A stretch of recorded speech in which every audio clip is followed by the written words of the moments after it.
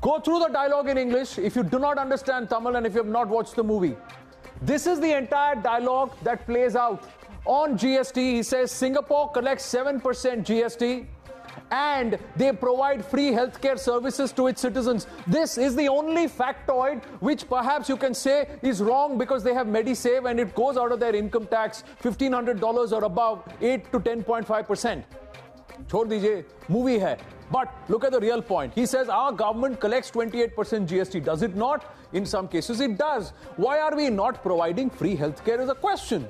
Then he says services to our citizens. That's the dialogue. For medicine, 12% GST. True or false?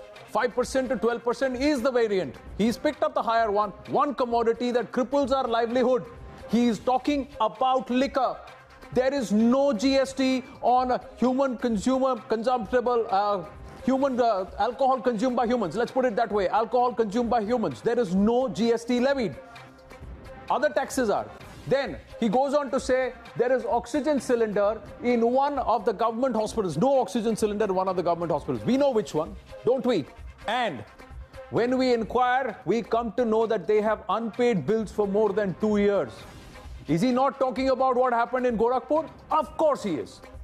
Another government hospital, there is a power cut during a kidney dialysis and 4 people are died because of this. True or false? Don't you remember the case? You do. Then he goes on to say the reason there is no power backup in that hospital. A newborn baby is bitten by a rodent in the hospital.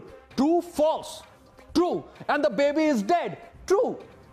This has happened in our hospitals. This is what he's saying in the dialogue. People are scared about government hospitals instead of disease. And that is the fear that is capitalized on by private hospitals.